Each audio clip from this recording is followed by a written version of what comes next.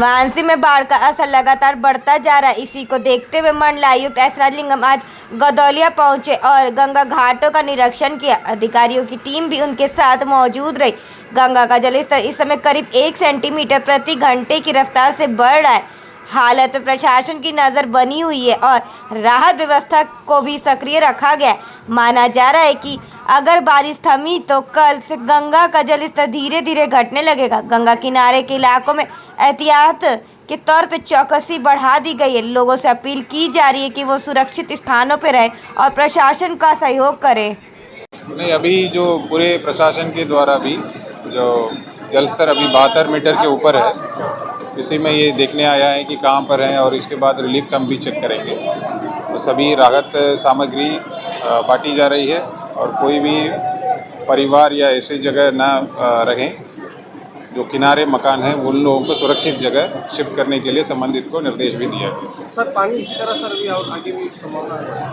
अभी गति कम हो गई है, अभी 1 सेंटीमीटर प्रति घंटे की रफ्तार से बढ़ रही है और धीरे धीरे घटने लगेगा। कल से कम होनी चाहिए। वाराणसी में बाढ़ से हालात बिगड़ने जा रहे हैं। गंगा नदी खतरे के निशान से ऊपर बह रही है और हर घंटे लगभग 3 सेंटीमीटर की रफ्तार से जलस्तर बढ़ रहा है। वरुणा नदी के किनारे बसे इलाकों में लोगों की मुश्किलें बढ़ती जा रही हैं। एनडीआरएफ की टीमें लगातार रेस्क्यू ऑपरेशन में जुटी हैं और जल भराव वाले इलाकों में गश्त बढ़ा दी गई है। गंगा अब घाटों से निकलकर सड़कों की ओर बढ़ रही है। स्थिति की गंभीरता को देखते हुए पुलिस कमिश्नर मोहित अग्रवाल और जिलाधिकारी सत्येंद्र कुमार ने खुद बाढ़ प्रभावित क्षेत्रों का निरीक्षण किया। अगले 24 घंटे काशी के लिए बेहद अहम बताए जा रहे हैं। देखिए, बनारस में गंगा नदी में और बरला नदी दोनों में पानी का जलस्तर तेज़ी से बढ़ रहा है और ऐसी उम्मीद जताई जा रही है कि आज रात्रि तक ये जो डेंजर लेवल है उसको क्रॉस कर जाएगा। आज मेरे द्वारा और यहाँ के जिलाधिकारी के द्वारा संयुक्त रूप से पूरे बाढ़ग्रस्त एरिया का भ्रमण किया गया है और लगभग 4 से 5 हज़ार परिवार जो हैं प्रभावित ऑलरेडी हो चुके हैं बाढ़ से। इसके लिए 17 बाढ़ राहत शिविर ऑलरेडी आरंभ हो चुके हैं और नए कुछ शिविर कल तक और आरंभ हम लोग करने की योजना है। हर शिविर पर पुलिस फोर्स लगाई जा रही है। इसके अलावा यहाँ पर पेट्रोलिंग की व्यवस्था की गई है। जल पुलिस, एनडीआरएफ की टीमें और बाढ़ पीएसी ये लगातार यहाँ पर पेट्रोलिंग करेंगी ताकि जो लोग घर छोड़ करके बाढ़ राहत शिविर में चले गए हैं या अपने रिलेशनशिप में या रिश्तेदारी में कहीं चले गए हैं उनके घरों में कोई चोरी ना हो जाए। इसके लिए भी पेट्रोलिंग की व्यवस्था यहाँ पर की जा रही है। सर करीबन अगर वरुणा तटवर्ती क्षेत्र की बात कर ली जाए, वरुणा तटवर्ती क्षेत्र की, तो कितने परिवार या कितने लोग प्रभावित इस समय है वर्तमान समय? देखिए, अभी इसका जो आइडेंटिफिकेशन है ये प्रोसेस चल रहा है। इनकी संख्या लगातार बढ़ रही है। अभी जो हम लोगों ने भ्रमण किया है उससे ऐसा प्रतीत हो रहा है लगभग 4000 से 5000 घर प्रभावित हैं।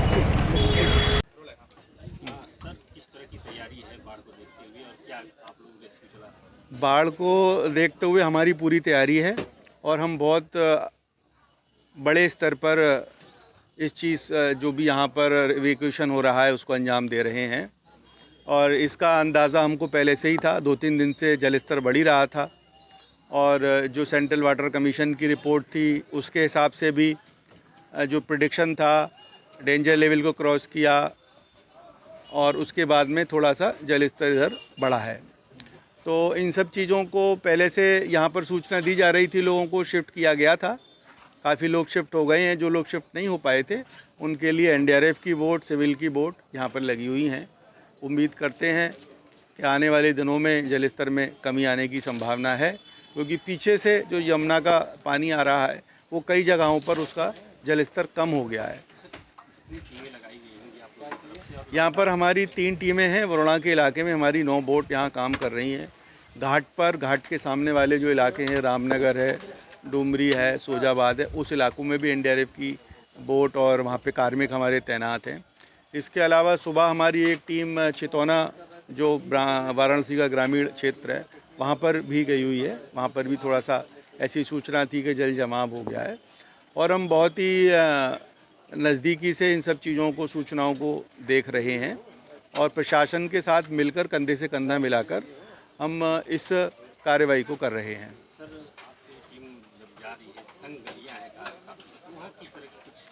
तंग गलियों के लिए चुनौतियां तो हैं, तो हमारे पास ये जो छोटी बोट हैं इनको ले जाते हैं। कई बार जो इसका OBM जिसको बोलते हैं, जिसको मोटर बोलते हैं आप, इतना गहरा नहीं पानी हो रहा है तो उसको ऊपर करके फिर हम चप्पू से भी चलाकर ले जा रहे हैं। और उससे भी छोटे इलाके हैं तो प्रशासन ने इनसे भी छोटी बोट भी इंतज़ाम किया हुआ है, तो किसी को किसी भी तरीके से परेशान होने की कोई आवश्यकता नहीं है। प्रशासन ने और NDRF ने और जितनी भी एजेंसियां राहत कार्यों में लगी हुई हैं, सब ने मिलजुल कर एक अच्छी योजना के तहत ये काम हो रहा है। रेस्क्यू लगातार जारी है और भी किसी को कोई भी तरीके की परेशानी है तो उन सबको ध्यान में रखते हुए यहाँ की व्यवस्था की गई है। गाजीपुर में बाढ़ का असर बढ़ता जा रहा है। जिलाधिकारी, SP और अन्य अधिकारियों ने नसीरपुर, हसनपुरा और नगदिलपुर गांव का दौरा किया और बाढ़ पीड़ितों से सीधा मिलकर उनकी परेशानियां सुनी। हेलो।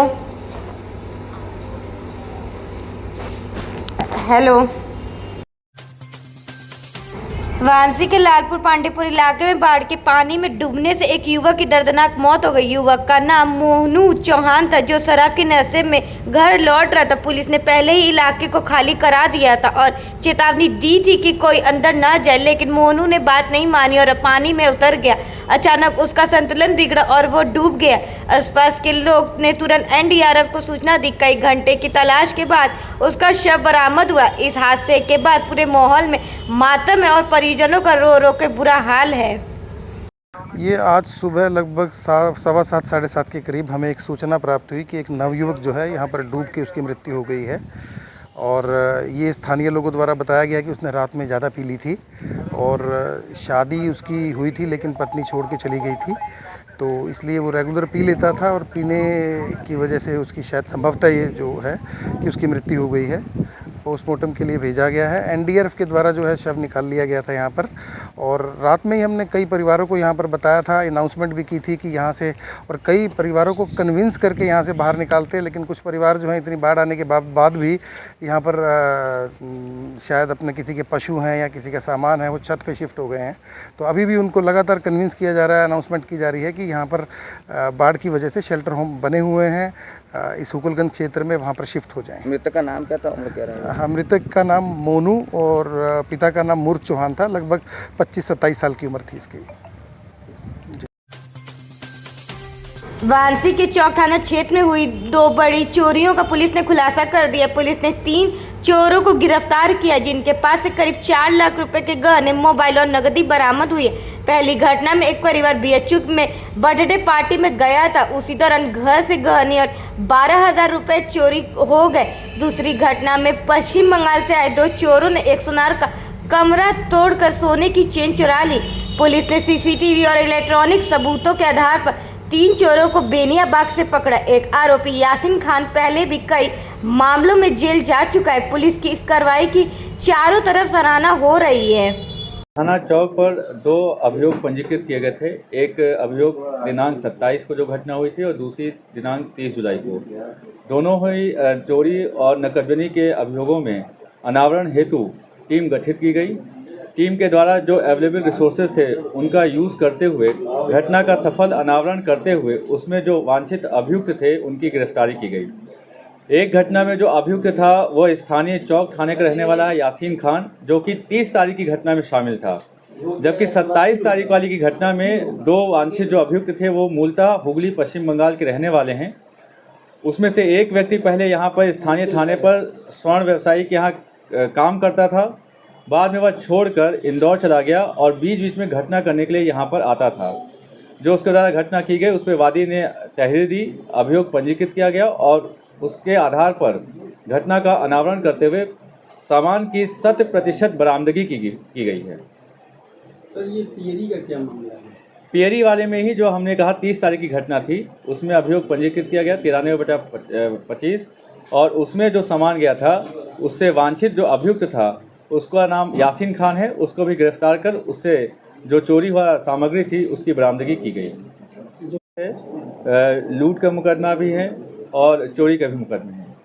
बाकी जो अन्य शेष हैं उनके खिलाफ भी हम लोग CCTNS के माध्यम से जो आपराधिक इतिहास देखने का प्रयास कर रहे हैं। इंदौर से जो आता था वो पहले भी आ चुका है। हाँ, वो पहले यहीं पर चौक में ही काम करता था।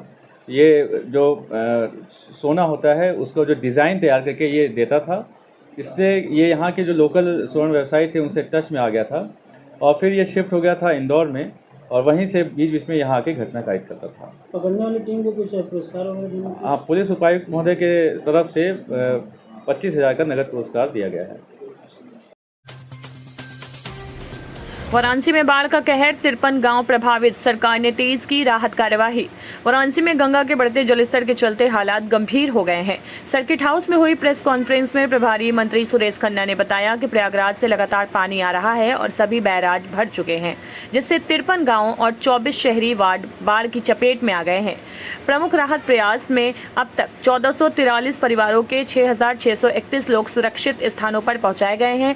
796 परिवार विभिन्न राहत शिविरों में रह रहे हैं। 40 राहत शिविर बनाए गए हैं, जिनमें 20 सक्रिय हैं। 80 नावें और एनडीआरएफ की 5 टीमें 19 मोटर बोट के साथ तैनात हैं। 1851 हेक्टेयर फसल को नुकसान, 226 पुलिसकर्मी बाढ़ग्रस्त क्षेत्रों में गश्त पर हैं।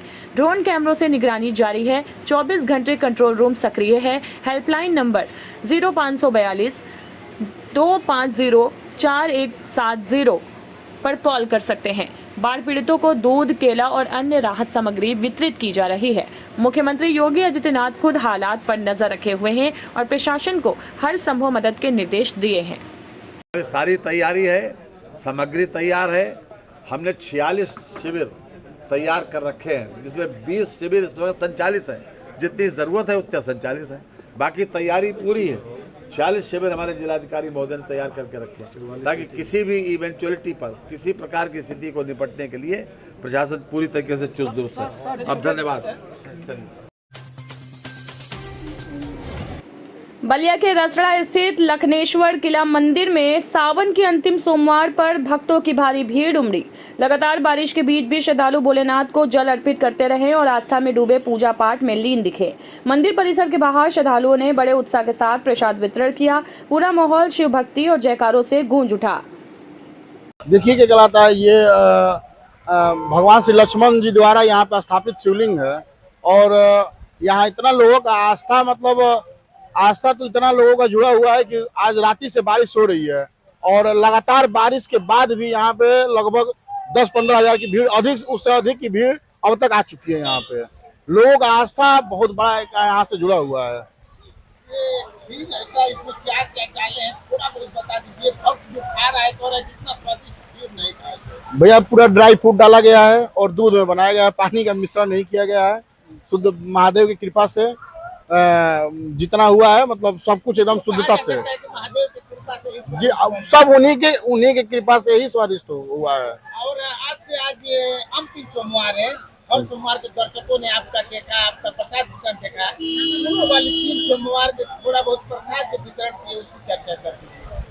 पूरा पहले सोमवारी को हम लोग हर साल पहली सोमवारी को हम लोग फलाहार में, मतलब फलाहार करते हैं और दूसरे में क्या कहलाता है, जैसे बदल बदल के दूसरे में किसी में हलवा रहेगा, किसी में बुनिया रहेगा, मतलब तरह तरह का रहेगा, बदल बदल के रहेगा। आज मैंने सावन के हर प्रत्येक लास्ट सोमवारी को खीर बनवाया जाता है और खीर वितरण कराया जाता है और यही खीर आज वितरण कराया गया। ऐसा सुनने में आ रहा था आज विधायक भी आने वाले हैं, विधायक आने वाले थे, हम लोग सुने, लेकिन क्या कहलाता है बारिश देख रहे हैं, मौसम कैसा बना हुआ है। अब मौसम बहुत ज्यादा खराब है, कहीं निकलने लायक अभी वैसा है नहीं। तो विधायक जी जब बीमार होने के बाद आए, स्वस्थ होने के बाद तो काफी लोगों का, हजारों लोग की समस्या सुन रहा है, कुछ उस पर टिप्पणियां भी हो रही है, आप क्या कहना चाहेंगे?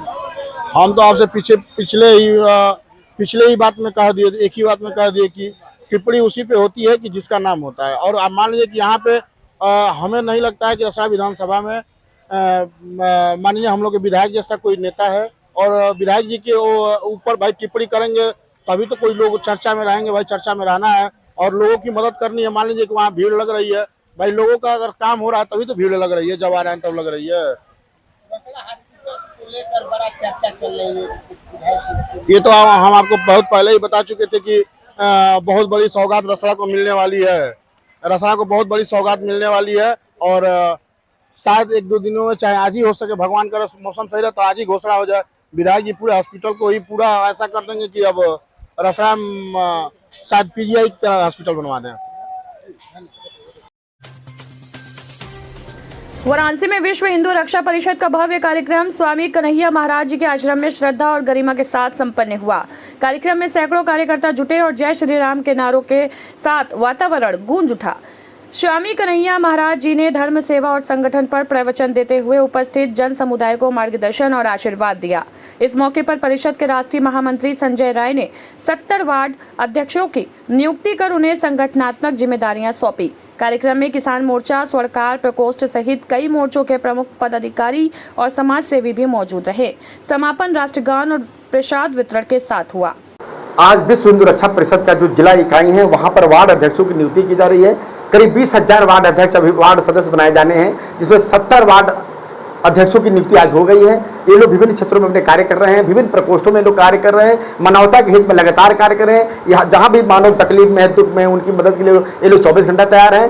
पूरे बनारस के विभिन्न क्षेत्रों से लोग आए हुए हैं और इन लोगों ने संकल्पित कर लिया है कि कहीं पर भी मानवता की हानि होगी, किसी गरीब मजलूम को दबाया जाएगा, वहाँ पर आप लोग विश्व हिंदू रक्षा परिषद की आवाज़ बनकर उसकी मदद करेंगे। इस समय तो सबसे बड़ा कहर जो बाढ़ का है, जो गरीबों को ज़्यादा प्रभावित जिससे हो रहे हैं गरीब, उसको लेकर किस तरह से संगठन काम करेंगे? बहुत सुंदर प्रश्न आपने है। हम लोग विश्व हिंदू रक्षा परिषद के सारे सदस्य सबको पैकेज बांटने जा रहे हैं, सबको खाना बांटेंगे, सबको जाकर राहत सामग्री बांटा जाएगा। विश्व हिंदू रक्षा परिषद से जो भी सदस्य जिससे जितना बन पाएगा उसकी मदद करेंगे और ये लोग नाव लेकर घर घर जाकर जो भी खाद्य सामग्री होगी ये लोग आपस में इकट्ठा करके बांटने काम करेंगे। जहाँ पर जिसकी जो भी मदद की आवश्यकता होगी ये लोग करेंगे और कर भी रहे हैं। जो वार्ड अध्यक्षों की नियुक्ति हो रही है तो क्या केवल बनारस में ही है या फिर बनारस के बाहर भी? नहीं, बनारस में तो हो ही रही है, पूरे भारत भर में हो रही है, पूरे भारत भर में हो रही है, ताकि ये लोग एक वार्ड अध्यक्ष मतलब कि एक अपने इन लोग की संख्या होगी। जब कभी किसी की आवश्यकता पड़ेगी तो 50-100 आदमी 200 आदमी इकट्ठे खड़े होकर उसकी मदद कर सके, इसलिए वार्ड अध्यक्ष बनाया जा रहा है। ये भी जानना चाहेंगे चूँकि जिस तरह से भारत में पूरे वार्ड अध्यक्षों की तैनाती हो रही है तो इसका उद्देश्य पूरा मतलब क्या है? नहीं, उद्देश्य है कि मानवता को संगठित करना है, मानव की सहायता करे, मानव पीड़ित ना हो, मानव के रहते मानव दुखी ना हो। इसके लिए एक संगठन तैयार किया जा रहा है, जैसे हम लोग एक दूसरे की मदद के लिए हमेशा तैयार रहें, किसी के साथ हीन भावना ना हो, कोई तकलीफ में ना हो और हम लोग मदद करने के उसके भाई बनकर तैयार रहें, इसलिए इस तरह के गठन किया जा रहा है। तो क्या ये उम्मीद जताई जा सकती है कि जिस तरह से देश में कुछ लोग माहौल खराब करने का काम करें, ऐसे में विश्व हिंदू परिषद जो है लोगों को जोड़ने का काम करेगा? बिल्कुल, लोगों को जोड़ने का काम कर रहा है और आने वाले समय मुझे पूर्ण विश्वास है कि कोई माहौल खराब नहीं कर पाएगा, कि सब एकता आ जाएगी, सब अच्छा कार्य होगा, सब खुश रहेंगे, सब प्रसन्न रहेंगे। इस उद्देश्य से विश्व हिंदू रक्षा परिषद कार्य कर भी रहा है। मऊ के सदर अस्पताल में संचारी रोगों के बढ़ते मामले को देखते हुए जिलाधिकारी के आदेश पर अपर जिलाधिकारी सत्यप्रिय सिंह ने औचक निरीक्षण किया। उन्होंने ऑर्थो वार्ड CMSS ऑफिस में लगे CCTV कैमरे, मरीजों को दिए जा रहे नाश्ते और हाजिरी रजिस्टर की जांच की। सुबह जब वह पहुंचे तो कुछ डॉक्टर मौजूद थे, बाकी नदारत थे। इस पर ADM ने नाराजगी जताई और अस्पताल प्रशासन को सख्त निर्देश दिए कि सारी कमियों को जल्द से जल्द दूर किया जाए, वरना कड़ी कार्रवाई होगी।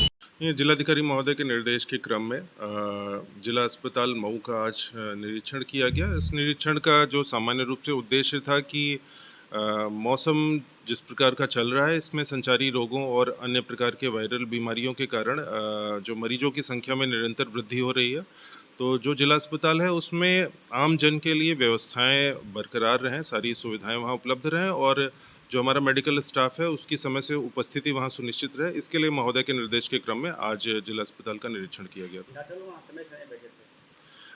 इसको देखा गया है, कुछ चिकित्साकर्मी वहां पे उपस्थित थे, कुछ अपनी जगह पे अनुपस्थित पाए गए। इसके बारे में विस्तृत रिपोर्ट जिलाधिकारी महोदय के समक्ष प्रस्तुत की जाएगी। जी, अटेंडेंस रजिस्टर को चेक किया, उसमें जो कमियां हैं उनका फोटोकॉपी लिया गया है, उनकी फ़ोटो ली गई है, तो महोदय के समक्ष रख के जो अग्रेतर कार्यवाही है वो महोदय के स्तर से की जाएगी। जी, कैमरों को भी चेक किया। विभिन्न प्रकार की समस्याएं जिला अस्पताल में आती रहती हैं, विभिन्न कभी अनावश्यक रूप से विवाद की स्थितियां उत्पन्न हो जाती हैं, तो सारी चीज़ों को ध्यान में रखते हुए कैमरे सभी हमारे क्रियाशील रहे, अवांछित तत्व वहां न रहें, दलाल आदि की गतिविधियां ऐसे परिसरों में न रहें, तो इसके लिए कैमरों की क्रियाशीलता सतत रूप से होनी चाहिए। इसके लिए कैमरों का निरीक्षण किया गया। लगभग सभी कैमरे वहाँ पे सुचारू रूप से संचालित पाए गए।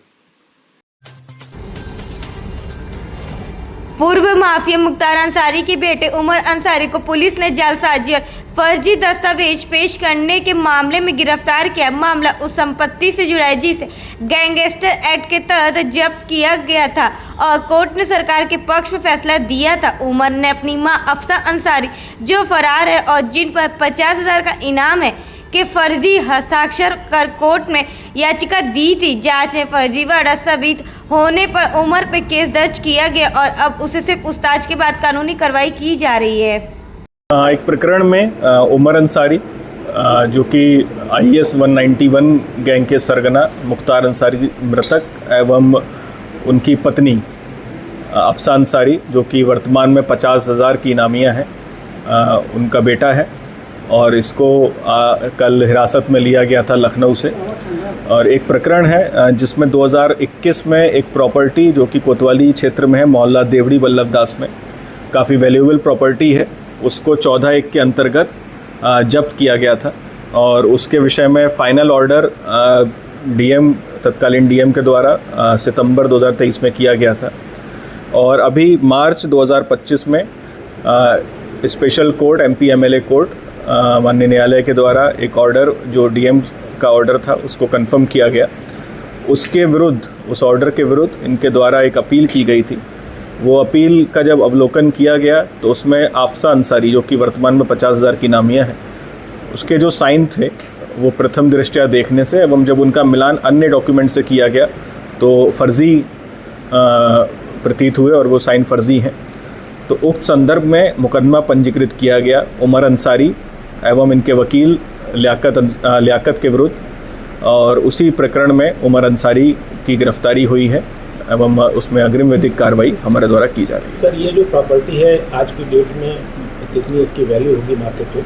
कि मार्केट रेट के हिसाब से लगभग 10 करोड़ के आसपास इसकी वैल्यूएशन होनी चाहिए। काफ़ी बड़ी प्रॉपर्टी है, 6-7 हज़ार गज के आसपास बीच शहर में ये प्रॉपर्टी है और उद्देश्य ही यही था, क्योंकि बहुत वैल्यूएबल प्रॉपर्टी है, भौतिक लाभ लेने के उद्देश्य से इस तरह से फॉर्जरी की गई ताकि इसको छुड़वा के और इसको फिर खुर्द-बुर्द किया जा सके भविष्य में। इस कारण से इनके द्वारा ये कृत्य किया गया और इसमें इनके वकील भी सम्मिलित था और ये फर्जी साइन करके, मतलब एक ऐसे अभियुक्त के जो कि वर्तमान में फरार है और विभिन्न एजेंसियां, जनपद पुलिस लगातार उसको ढूंढ रही हैं। उसका लुकआउट सर्कुलर नोटिस भी जारी है कि कहीं वो विदेश में ना मूवमेंट हो। फिर भी उसी व्यक्ति का, उसी महिला का जो कि 50,000 की नामी है, उसका साइन करके ये कृत्य किया गया, जो कि बिल्कुल दर्शाता है कि अल्टीरियर मोटिव थे और भौतिक और आर्थिक लाभ लेने का उद्देश्य था उनके बेटे के द्वारा। तो इसी प्रकरण में ये कार्रवाई जनपद पुलिस के द्वारा की जा रही है। सर, इनकी गिरफ्तारी हुई? हाँ, गिरफ्तारी हो गई है और बाकी अब लीगल फॉर्मेलिटीज़ की जा रही हैं। आज ही इनको रिमांड के लिए रिमांड मजिस्ट्रेट के समक्ष पेश किया जाएगा। वाराणसी में शिवसेना के मंडल प्रभारी अजय चौबे के नेतृत्व में दर्जनों शिव सैनिक दशाश्वमेध से ज्ञानवापी जलाभिषेक के लिए निकले, लेकिन जिला प्रशासन से अनुमति न होने के चलते उन्हें गुदौलिया चौराहे पर रोक दिया गया। SCP अतुल अंजान त्रिपाठी और थाना प्रभारी विजय कुमार शुक्ला ने शिव सैनिकों को हिरासत में लेकर दशाश्वमेध थाने पहुंचाया, जहां शिव सैनिकों ने प्रतीक रूप से जलाभिषेक कर विरोध दर्ज कराया। अजय चौबे ने मौके पर SCP को पत्रक भी सौंपा। इस दौरान अजय सिंह, सतीश शर्मा, संदीप कुमार, SN उपाध्याय समेत दर्जनों कार्यकर्ता मौजूद रहे। आज जो शिवसेना का एकानाथ शिंदे गुट है, उसका जो नेतृत्व करता है अजय चौबे जी, इनके द्वारा चित्तरंजन पार्क से मंदिर में जो श्रृंगार गौरी है वहाँ पे जलाभिषेक और पूजा करने हेतु, जो कि एक गैर परंपरागत प्रथा है, जा रहे थे। उन्हें गदौलिया में रोका गया और उनको जो है एक सिंबॉलिक फॉर्म में जो है उनकी प्रिवेंटिव अरेस्टिंग करते हुए उनको थाना लाया गया और आगे की कार्रवाई की गई। कितने लोग गिरफ्तार हुए हैं? ये लगभग 10 से 15 लोग थे। ये लोग कहाँ जा रहे थे जल लेके चढ़ाने के लिए, क्या है? हाँ, ये इनका ये है कि वो श्रृंगार जो गौरी है वहाँ पे ज्ञानवापी में पूजा और जलाभिषेक करना चाहते थे, जो कि अभी ये गैर परंपरागत है, इसलिए इनको रोका गया और सिंबॉलिक अरेस्टिंग की गई।